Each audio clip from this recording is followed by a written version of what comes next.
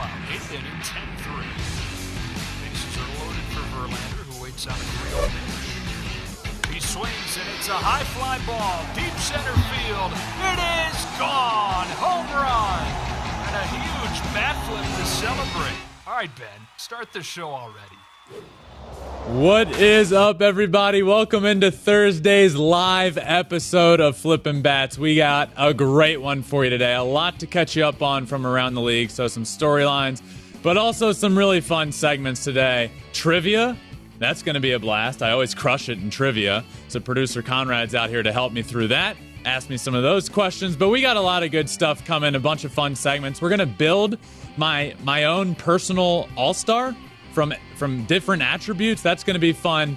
But let's get into it. Let's start with some of the storylines from around the league and have a fun episode. Producer Conrad, what are we starting with today, my friend? You know, I feel like nobody has been giving San Diego enough love this season. They've been out without Fernando Tatis for the entire first half of the year, and they're only tied with the Dodgers for top of the NL West. Let's talk about the Padres. As we sit here now on Thursday, the Padres are in first place in the NL West. All by them lonesome selves. They are in first place. They're one of only 3 teams in baseball with 40 wins. They are in first place in the month of June for the first time since 2010. It's the first time the Padres have been in first place in the NL West in June since 2010. Why aren't we talking about them more? Why is everybody talking? And look, I believe the Dodgers are the best team on paper in baseball. They're great. They seem to get all of the talk in the NL West. All of it. The Padres deserve so much credit for what they have been doing without Fernando Tatis, their superstar, for what they have been doing with their pitching staff. Joe Musgrove has been one of the best pitchers on the planet this year. Manny Machado has been fantastic. But even as Manny Machado in the last week or two hasn't been as hot as he was originally, which how can you be? The rest of the team has started to pick it up. Jake Cronenworth is 356 in his last 15 games. This is in the month of June. Cronenworth's 356 with 20 RBIs. Jurickson Profar, 317. Luke Voit, 273 with 5 homers. The supporting cast has been picking it up for the Padres. And I said this early on in the year. And I've said it a million times, and I'll keep saying it until people give them the respect that they need. The Padres just needed to tread water until Tatis could come back. Well, they haven't just been treading water. They've been doing things that they haven't done since 2010. The pitching staff has been elite. Third best ERA amongst all starters in baseball. The second best on base percentage. Second most strikeouts. Joe Musgrove, like I said earlier, is elite. This rotation, the lowest ERAs through 11 starts in Padres history. 1.47 from Jake Peavy in 2007, the year he won the Padres' last Cy Young Award, by the way. And Joe Musgrove, 1.50, who wears number 44 in honor of Jake Peavy, by the way, who's from San Diego. It's just really cool what this Padres team has been able to do without their superstar. And why is that the case? Why weren't they able to do this last year? Well, let's go back a little bit. Last year, the Padres were fantastic. And if you remember those battles with the Dodgers, and they won the season series against the Dodgers, and they built this rivalry that was awesome. And then they just fell off a cliff and spiraled. It was awful. But the team is still really good. And then they bring in Bob Melvin. And the Bob Melvin factor here can't be understated. The San Diego Padres bring in a manager that knows how to manage a team, knows how to manage a bunch of talent and to get the best out of them. He got the best out of a team in Oakland that wasn't near as talented as this team, but they continually won ball games. Now Bob Melvin comes in, takes over a team that is fully capable of winning right now, and look what they are doing without Fernando Tatis. It is truly remarkable. It really is, but I think real quick, we need to kind of bring up why they fell off that cliff last season. And it all kind of started around the All-Star break where they were like, man, we are 1 or 2 good pieces away from being a contender for a World Series. And what did they do? Well, they did a couple things. One, they went out and got Adam Frazier, which it didn't work out well. He was leading the NL in hits when they get him. They also, I don't know if you remember this, they traded, at least it was announced, they traded for Max Scherzer. And if you remember this, the Max Scherzer situation was interesting because everybody had been told Max Scherzer is going to a team in the NL West. So we're all like, oh my God, who's it going to be? Is it going to be the Padres, the Dodgers, or the Giants? I don't foresee Max Scherzer going to the Diamondbacks or the Rockies. But so you believe it was those three teams. And then we hear the report that Max Scherzer had been traded to the Padres. And you're like, oh my God, this team that is surprising everybody and is really legit is going to get one of the best pitchers in baseball. And that turned out to not be true. Not only was it not true, they lost the trade deadline, as obviously you can't beat what the Dodgers did. But the Dodgers went out and made the moves that they didn't. They went out and added Max Scherzer and Trey Turner. How do you have a better trade deadline than that? So you have this team that's in the midst of trying to win a division title against all odds when the Dodgers are doing what they were doing and the Giants were doing what they were doing last year. You have this team that's really talented, full of superstars. Fernando Tatis was on top of the world. And then you had to win the trade deadline. You had to do something at the trade deadline.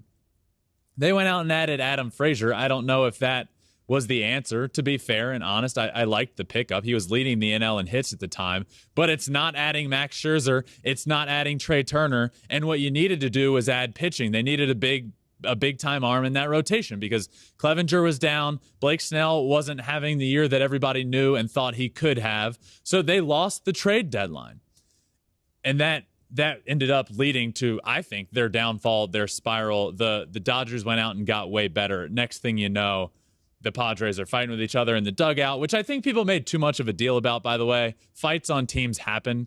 Guys get into it with each other. It's just a part of playing baseball and being around guys 162 days of a year. But that one was out in the public, so next thing you know, they're getting asked a lot of questions about it. Their manager didn't handle it well. That's why he's gone. And then it just became, I don't use this word lightly, last year became a fiasco for the Padres.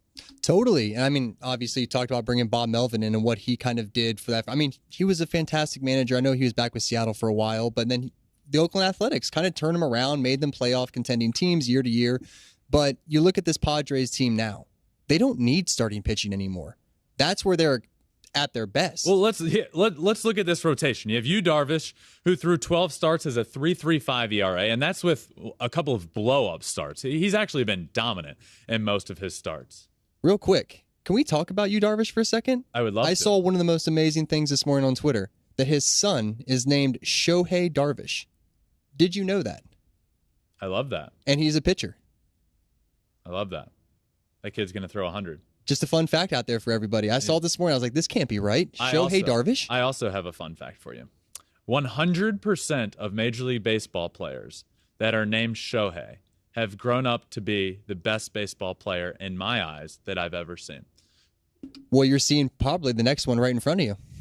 I mean, 100% is good odds. So I hope he becomes a Major League Baseball player because he's going to be awesome. That's really cool. I didn't know that. So Yu Darvish, yes, killing it. Sean Nanaia, a big pickup, by the way.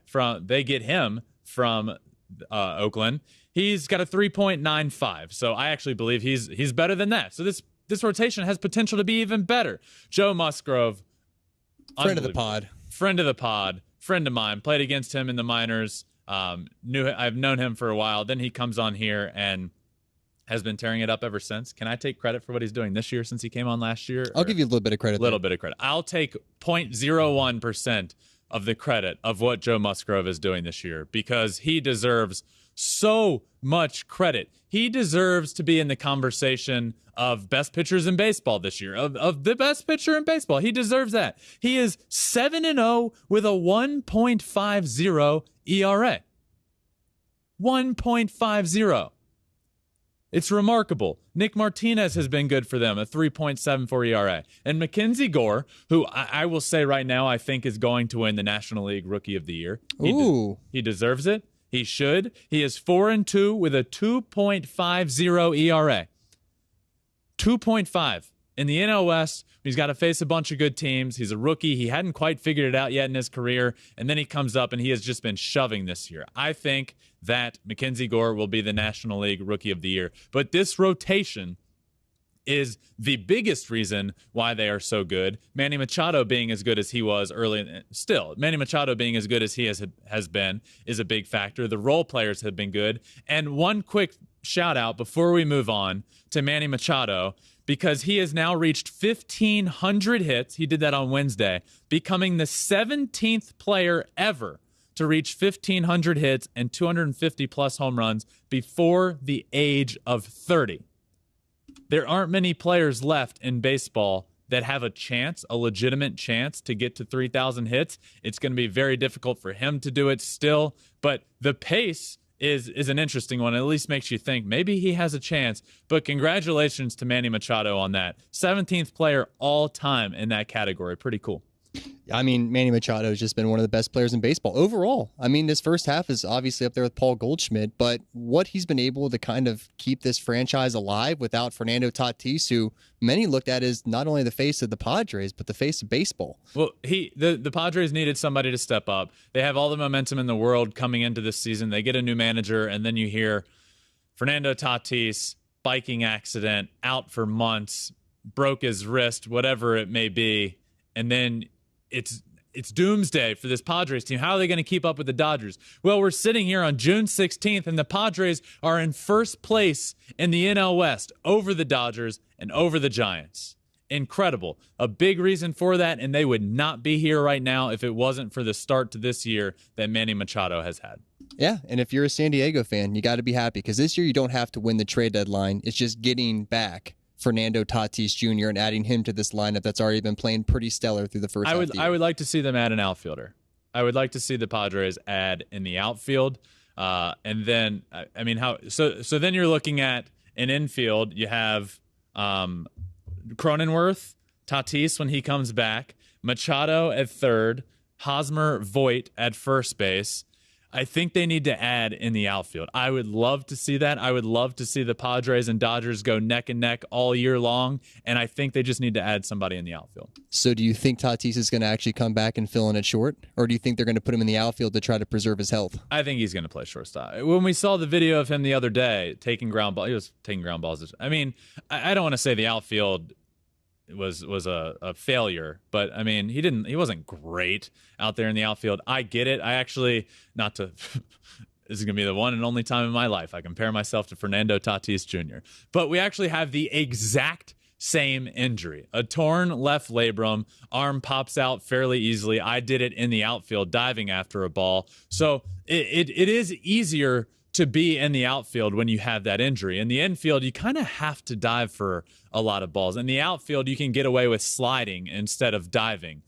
So there's just more opportunity to do it at shortstop. And with him being as good as he is, he dives for a lot of balls. He can get to a lot of stuff. So that does make it interesting. He's not an outfielder. He's a shortstop. And I hope to see him at shortstop.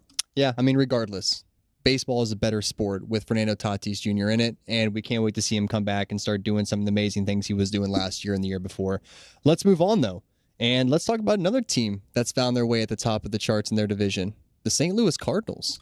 Yeah, the Cardinals are they're on top of the Brew Crew in the NL Central, and yes, it took the Brewers going on a horrendous losing streak and losing, 9 of 10 games, but yes, we can talk about the Brewers another time. They're dealing with a bunch of injuries. Freddie Peralta, Brandon Woodruff, their team is built around pitching, and they haven't had their top 3 studs. The offense hasn't been picking them up. There's problems there in Milwaukee. On the other side of things, on the other team in this division that's at the top, the Cardinals have been fantastic. And as we sit here entering Thursday, the Cardinals have a 1.5 game lead over the Brewers in the NL Central, which sitting a month ago, 3 weeks ago, nobody would have seen this coming. But the Cardinals have been fantastic. They just got back Jack Flaherty, who wasn't great in his first start back, but the fact that he is back pitching in the big leagues is huge for this Cardinals team. They need that pitching. Adam Wainwright continues to be good, but let me just say, what is happening this year with the Cardinals wouldn't be happening if it wasn't for Paul Goldschmidt. Paul Goldschmidt is having an MVP type of season. In a career where he has been right on the doorstep multiple times of winning an MVP award, what he is doing this year has propelled himself right in the midst of that conversation, at the top of the NL conversation for MVP. Entering Thursday, Paul Goldschmidt is second in all of baseball in hits. And this is in all of Major League Baseball, by the way, not just the National League. Second in hits, tied for seventh in home runs, third in RBI. He has 56 RBIs already. Second in batting average, second in on-base percentage, and third in slugging percentage. First in all of baseball in OPS, 1.07. That's incredible. So entering today, Goldschmidt is plus 350 to win the NL MVP, behind only Mookie Betts at plus 320. Those are Fox Bet odds. I really like what Paul Goldschmidt has been doing. Another guy that I don't think gets the credit he deserves. I don't know what it is, but he doesn't get the credit that when Nolan Arenado was on top of the world and really hot, he was getting a bunch of credit, deservedly so. Manny Machado gets a lot of credit. Mookie Betts gets a lot of credit. I don't think Paul Goldschmidt gets the respect he deserves for being an MVP caliber player. We saw it out in Arizona with the Diamondbacks, and we're seeing it now in St. Louis. Paul Goldschmidt of the Cardinals is the first Major League Baseball player to have 9+ hits, 9+ RBI, 6+ runs scored, 5+ extra base hits, 4+ home runs, 0 strikeouts over a 2-day span since Ty Cobb in 1925. Ty Cobb is the last one to do what Paul Goldschmidt has done over the course of a 2-day span. Truly remarkable. So what this Cardinals team is doing deserves a lot of credit, and it's also a really cool storyline this year with the Cardinals. There's a lot of things going on with them. You had Nolan Arenado starting off the year great. You have Paul Goldschmidt picking them up. You have Adam Wainwright pitching well at the end of his career. But you also have guys like Albert Pujols and Yadi Molina, who are on the last year, admittedly, of their career. What's up? Let's talk about Albert Pujols and why no one has given this man his flowers. That's what I want to say. So why? This is another storyline with this team. Yes, they've been good. They're in first place in the NL Central. Oh, guess what? Albert Pujols is back where it all began to end his career now. He is one of the greatest players of all time, and certainly, probably, and this is tough to say as a fan of Miguel Cabrera and played in that organization and know Miggy well, but he is probably the greatest hitter of this generation. And now he's on the last year of his career, back where it all began, and we're not giving him a farewell tour? We gave one to Derek Jeter. Derek Jeter, yes, the captain of the New York Yankees, the shortstop of the New York Yankees, but how are we not giving one to Albert Pujols, who is definitely a better player? Albert Pujols is one of the greatest hitters of all time. Yeah, you can't compare him to the captain of the Yankees, but Albert Pujols is certainly a better player. He's done things that haven't, he's one of 4 players in MLB history with 3,000 or more hits, 600+ home runs. Listen to this category: Willie Mays, Hank Aaron, Alex Rodriguez, Albert Pujols. So now he's on the last year of his career. Every home run he hits is creeping closer and closer to 700 home runs. It is certainly a possibility that it happens this year, but we're not giving him a tour like we see other players get. Farewell tours have become this craze around sports. Some people that I don't want to say guys don't deserve it, but there are guys that haven't been near as good in the legacy of Albert Pujols that have gotten farewell tours. Why are we not giving him one? I think we both agree with this. I mean, I know Miggy and him are probably 1 and 2 as best hitters in our generation. Yes. I would put Albert Pujols number 1, no questions asked. I know Miggy is obviously tremendous, but I don't think I've ever watched baseball outside of Barry Bonds. That's a whole different story, where when someone comes to the plate, there is somebody more feared than Albert Pujols in his heyday. And just looking at his numbers, this guy probably would have had 3 more MVPs if Barry Bonds wasn't in the league. Well, I mean, and he would have finished his career with six, possibly 7 MVP trophies. And there's no farewell tour. No one's saying, hey, man, great job. You were so great for baseball. It's unbelievable to me. It is.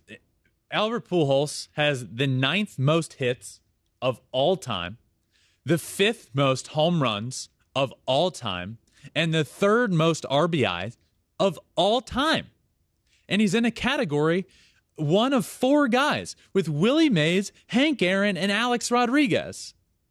And we're almost just like skating through this season, watching his career come to an end. I have always been a guy that likes to appreciate things in the moment, when they're happening. We are seeing greatness when it happens. That's why I talk so much about Shohei Ohtani, because I recognize the greatness and the unprecedented nature of it while it's happening. And I want to make sure I don't miss it and people don't miss it. We are missing the last year of Albert Pujols' career, one of the greatest careers of all time. We just aren't acknowledging it. So we're going to get down to the last game of the year that he plays in St. Louis. And then what? We're going to do a big ceremony. He should be celebrated every step of the way this year, every place he gets it. And I actually think we do too many farewell tours. But if anybody deserves it, Albert Pujols deserves it. Every place he goes this year, people should be celebrating him. At home, I don't care. Every single day, do something. Put it up on the scoreboard. Give him a standing ovation. Let him pinch hit and just do something every single game to celebrate the best hitter of this generation while we are seeing it happen. I'm tired of it not happening. I don't want it to get to the end of the year and it be like, oh man, Albert Pujols is out of baseball. I don't want that to happen. We can't let that happen. He went to the Trop. Fans got on their feet at the Trop as the Rays honor Albert Pujols and Yadi Molina in their final game at Tropicana Field. Good. I am all for that. I am all for fans doing that. I also think there should be something more, and I know the legacy that these guys have had together, Yadi Molina, Albert Pujols, Adam Wainwright. I actually think those other guys, I think they could all be Hall of Famers, and they could all go in together, which would be really cool. But there is a different level to what Albert Pujols has done in his career. He deserves not only a standing ovation from the crowd, he deserves what we've seen all. Well, you remember Mariano Rivera was going places getting chairs made out of broken bats because he broke so many bats. I mean, he deserves that sort of stuff. He never broke bats, although he did pitch this year. A great pitcher in his own right. But he deserves stuff like that. And I just want to appreciate what we are seeing from the greatest hitter of this generation in his last hurrah. The baseball world deserves that, and Albert Pujols deserves that. He absolutely does. We feel the same way about farewell tours. They can be nauseating at times because I feel like too many guys that don't deserve them have gotten them.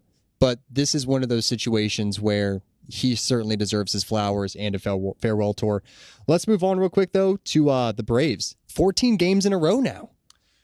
I sat here now, 3 weeks ago, and I called out the Atlanta Braves, and I will keep saying this because I called out the Atlanta Braves, and they haven't lost since. They have won 14 games in a row, one shy of tying their longest winning streak in history.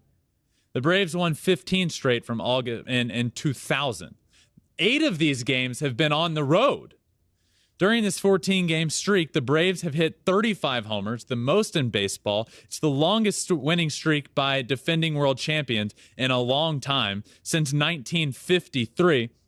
And it's one of the longest winning streaks by a defending champion ever. The Yankees in 1953 won 18 games in a row. That's the longest of which. But the Braves in 2022 are at 14.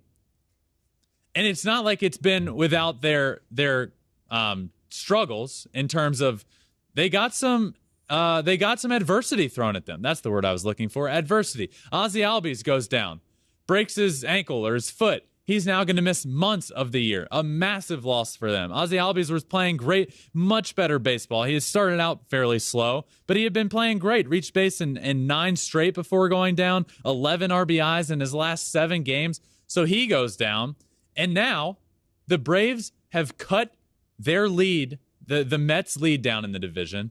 Listen to this. Entering June, the Braves were 10.5 games behind the Mets.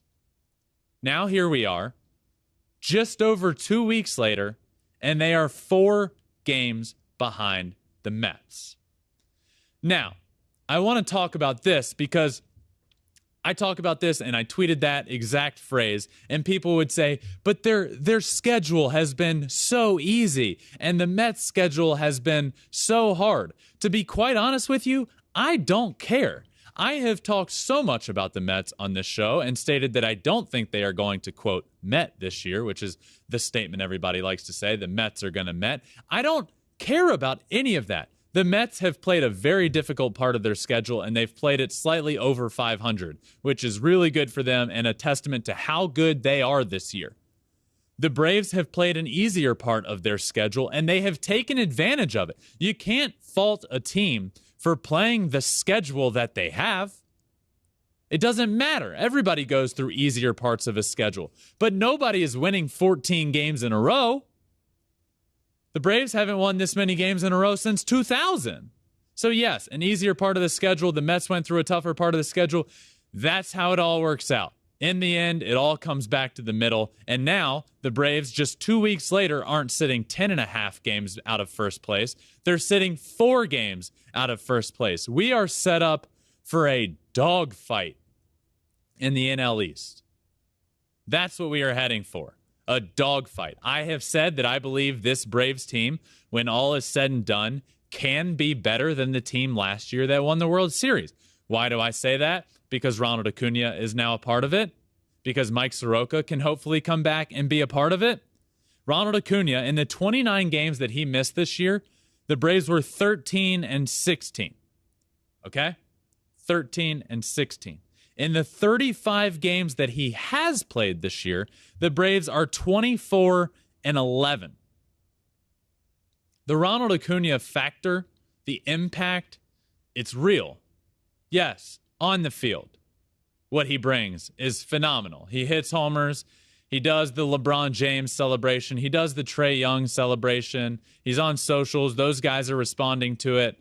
But off the field, he is the heartbeat of the Atlanta Braves. Freddie Freeman's gone. This Atlanta Braves team is Ronald Acuna's. It's his team. He is the heartbeat of the team. They revolve and they go as Ronald Acuna goes. Luckily, he's always going.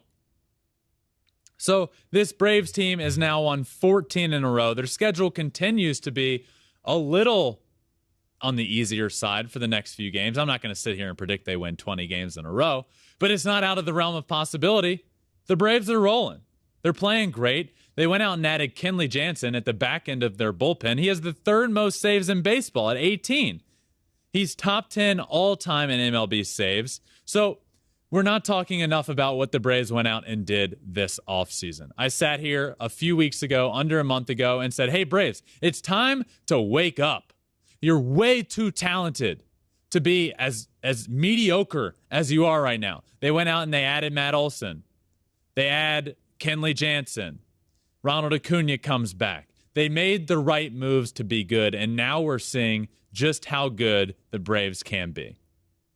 Yeah, I mean, I don't think we've hit the surface of like what their true potential could be this year. I mean, 14 games in a row is obviously a lot. Yeah, I think we're in the midst of seeing how good they can be. See, I don't believe that though, because I still don't believe that they have all the right guys. I mean, obviously Ozzy Albies is out now, but I mean, you don't even have Soroka back, who people forget when he was playing beforehand. Friend of the pub. Yeah, he was their number 1 guy. He was an absolute stud. So I still think that this team can still get better. I think when you bring Soroka back, when Ozzy comes back, we're really going to start seeing what this Braves team can put together. I agree. But the only reason I say that is because you can't put together anything better than 14-0 in the course of 14 games. 15-0. 15-0.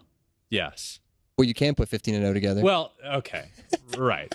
That is clearly the next. But I'm saying they can't be in better form than they are right now. I do agree. And this is why I predicted the Atlanta Braves to get back to the World Series, because I think they can be a better team. And when Mike Soroka comes back, I'm not expecting, or nor should anybody expect, Mike Soroka to come back and immediately be the all-star player that he was. But if he comes back and starts pitching and getting into a rhythm and comes back and pitches in Major League Baseball again and again and again, he could potentially get back to that form by the time they're getting down the stretch and playing the Mets at the end of the year and getting into the playoffs. We're in for a dogfight in the NL East. And both of these teams, the Mets and the Braves, are fantastic. And the ground that the Braves have made up is not, we can't sit here and discredit what the Braves have done because of their schedule. I hate that argument more than anything in the world.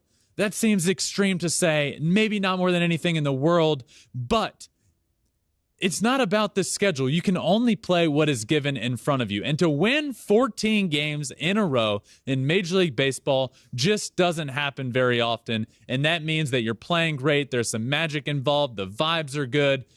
I don't care about the schedule. And yes, the Mets have done a phenomenal job navigating their tough schedule without two of the best players on the planet, by the way, and Jacob deGrom and Max Scherzer. So they're going to get their guys back. The Braves now have one of their guys back in Ronald Acuna. They will get Mike Soroka back, hopefully, fingers crossed. Ozzie Albies could come back at some point. There's not much of a timetable yet for him. I've heard a few months.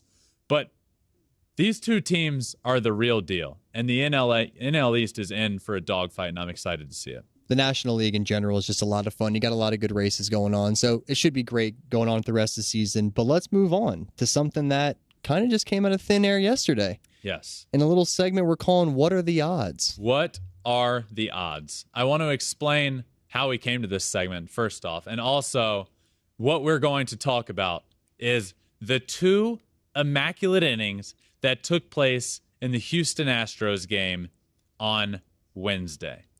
Two immaculate innings in one game. So let's get into this new segment. What are the odds? And we came up with this title. Let me explain how this came to be. I was talking to producer Conrad. We were doing some show prep. And I was just talking about these two immaculate innings. And I just said, what are the odds? So here you have it, a new segment called What Are the Odds? Where we really dove into this. But first, I want to talk a little bit about immaculate innings, and then I want to talk about, because we did dive deep into the literal odds of how rare this is to happen, because there have only been 108 immaculate innings ever in Major League Baseball. It's more rare than a no-hitter. It's more rare than a cycle. This is wild what we saw, and we saw it in twice in a game. So an immaculate inning is 3 strikeouts in the span of 3 batters and 9 pitches. 3 strikes, 3 pitches, 3 batters into the inning. That happened twice on Wednesday for the Houston Astros. Luis Garcia, Phil Maton did it in the exact same game. So you might ask, what are the odds of that? Well, guess what? We have the answers here for you on Flippin' Bats. So let's dive into this a little bit. The 107th and 108th immaculate inning were thrown for the Astros. There have been 4,130,019 total innings in MLB history.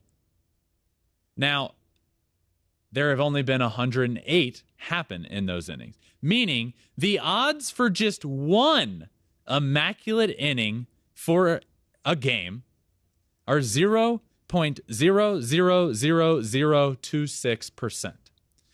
Essentially, this means that there is a 1 in 38,240 chance of one immaculate inning happening in a game. It happened twice. There have been 316 career no-hitters, okay? So more than double immaculate innings. 316 in 234,213 games. The odds for a no-hitter are 0.0013%. There have been 337 cycles.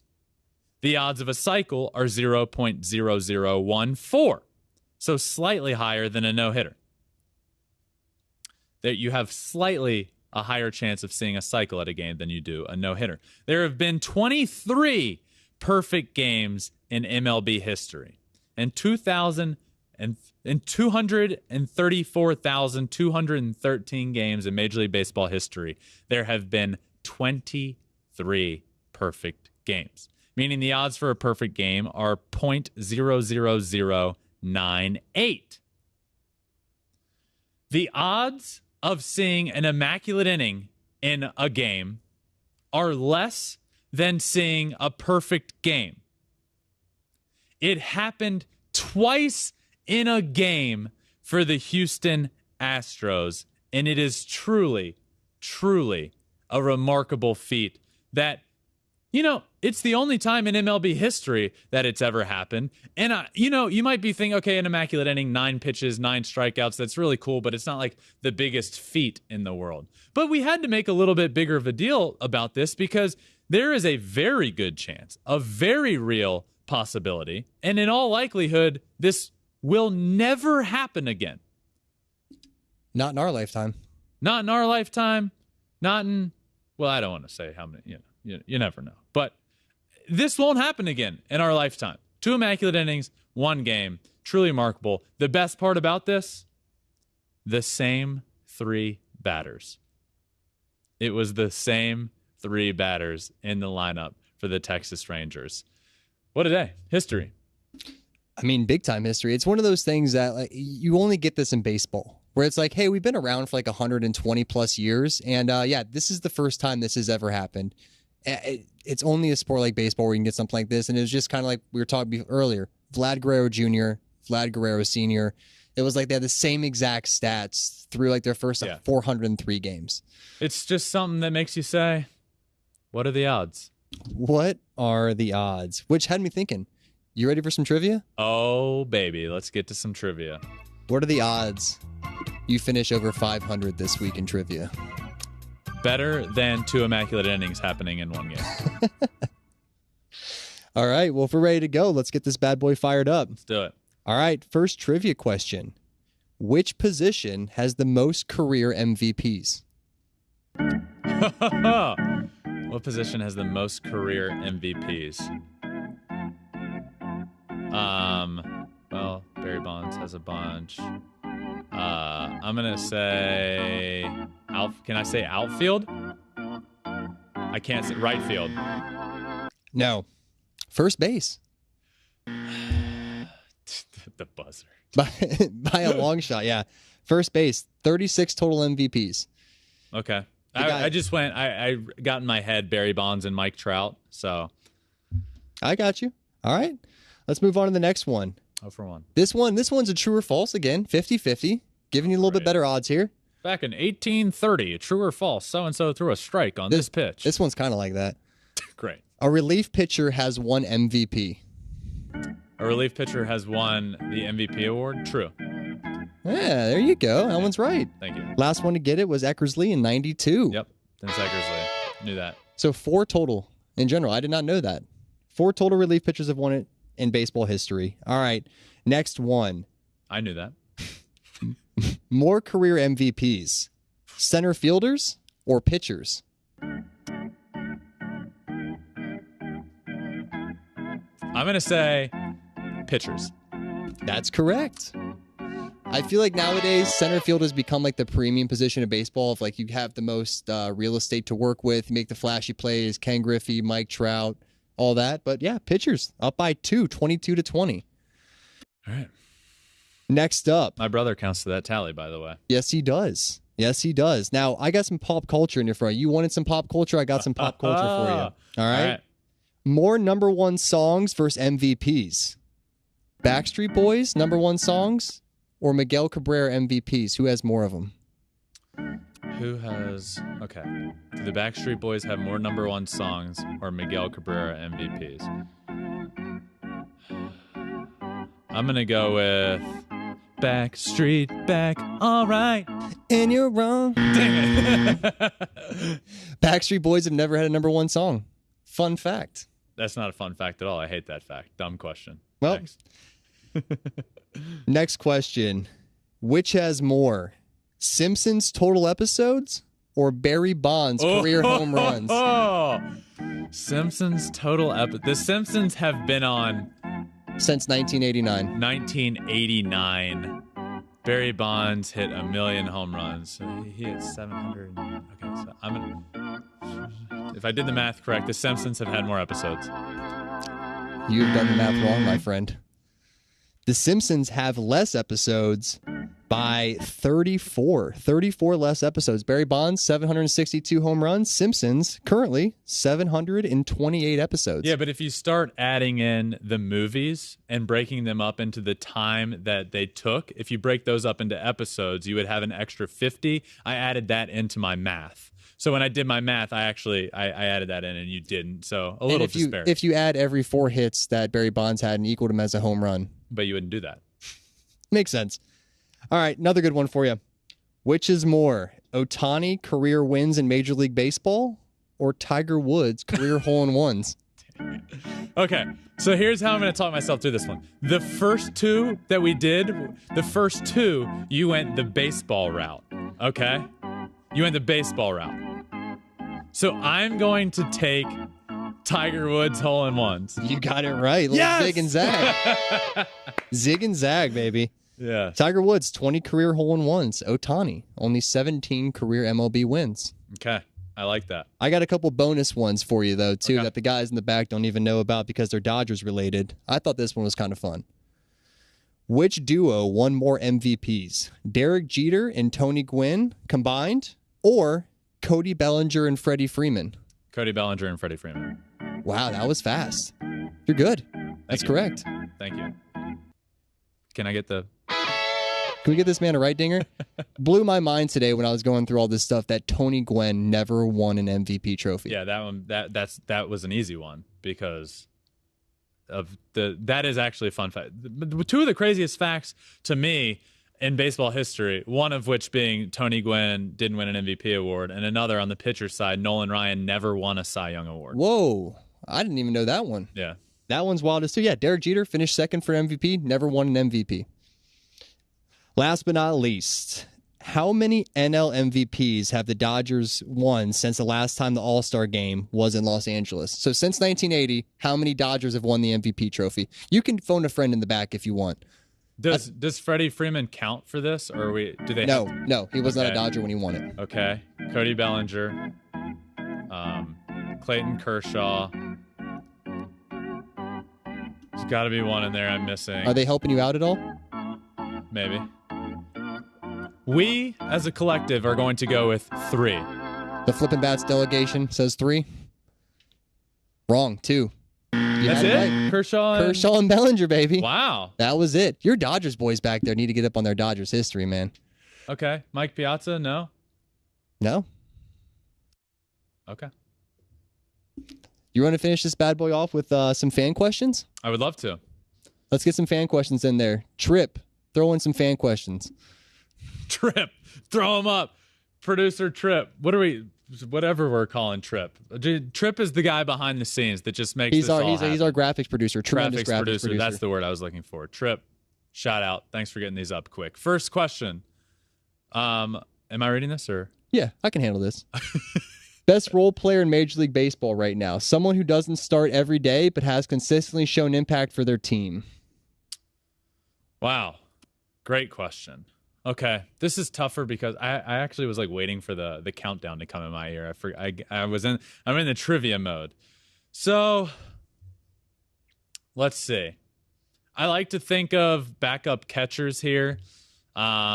Because they typically play a massive role on a team because catchers are backup catchers are getting involved more often. Before this year, I probably would have like Chris Taylor has a big role with the Dodgers and plays most every game. So, but he would have been a typical great answer for this. So best role player. Okay, I'm gonna take a guy like. This might be a little recency bias, but I like what Garrett Stubbs did coming off the bench for the Phillies, hitting a walk-off bomb on Wednesday. I love that. I went the backup catcher route, which I said I wanted to do, and then the recency bias took me to Garrett Stubbs. So, yeah, him. Yeah, I think every single team has a guy that they would all want to see as like, what could he look like if he was a starter? He comes in, makes a big impact with the bat off the bench. but I think every team has a guy. Trip, next question. All right. With Ozzy Albies out for 2 months, assuming no rehab hiccups, should the Braves target a second baseman at the deadline? Ooh. The problem here is there aren't a lot of middle infielders or infielders on the market. There are a few outfielders. Contreras as a catcher is an option. Benintendi is certainly there. Bunch of pitchers. Luis Castillo, Luke Maile. There's a bunch of pitchers that can be, but I don't know if there's a lot of second basemen to target. That's my worry here. So that's going to be a struggle for them. Look, Ozzy Albies going down really hurts, but I do believe that I think the Braves will probably stick with like Arcia at second base and just hope Ozzy can come back at the end of the year and kind of be like a shot in the arm for the team end of the year. Because I just don't see the Braves making a move for a middle infielder. I think they stay in-house on it. I could be wrong. I just don't. I don't know. I don't know what they do.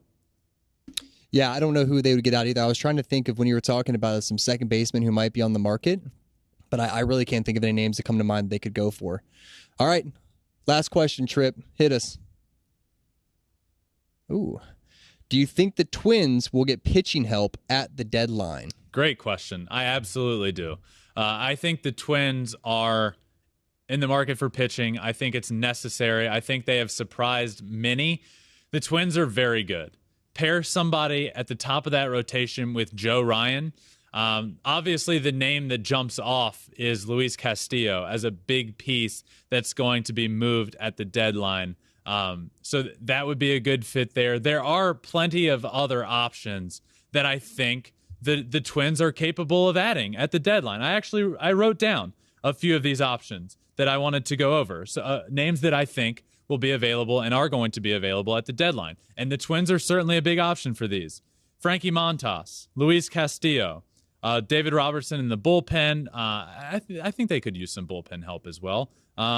Michael Fulmer, Luke Maile, David Bednar. Those are all pitchers' names that I think are certainly going to be on the move. A couple of starters in there. But the answer to your question is yes. I think they will add, and I think they should add. Joe Ryan has proven to be a top-of-the-staff kind of guy. In a rookie year, he's proven to be really good. So I do think they add. Good question. Yeah, and we're about to close off the show, but I do owe Dodger Nation an apology. Apparently, I missed a stat that there was 3 Dodger MVPs, 1988. That was the other one, Kirk Gibson. Can we, to wrap this, that's what I was about to say. Give me a to wrap this show, before I wrap, I would like another one, please, because we got it right and producer Conrad was wrong. Thank you. And it was even louder that time. I love that. So I didn't grade myself yet on trivia. I do that every single Thursday episode when we do trivia. I grade myself. Today was a good one. I did really well, except when you brought in the Backstreet Boys. But so where I missed there is you said number 1 hits. I didn't know what chart you were going with. I thought you meant number 1 in my heart, and they had a few number 1 hits in my heart. So that's why I went with that answer. So I'm going to toss that one up to a wash. Do we want to do pick to click real quick, or do I have to wrap right now? You got to wrap that right now. Got to wrap. Okay, no pick to click. I'm going to give myself an A. Not an A+, not an A-, a middle of the pack A for trivia this week. But this has been a blast of an episode, my friends. This Thursday episode is always a lot of fun. Thank you for getting those questions in, and you guys are able to be a part of this Thursday show. Make sure you download, subscribe anywhere you listen to your podcast, Flippin' Bats Pod. We're also on social media, Twitter, Instagram, Facebook, TikTok, and you can watch every episode on YouTube as well. The video of it at Flippin' Bats Pod for all of those. This one has been an absolute blast, my friend. I will see you on Friday. Peace.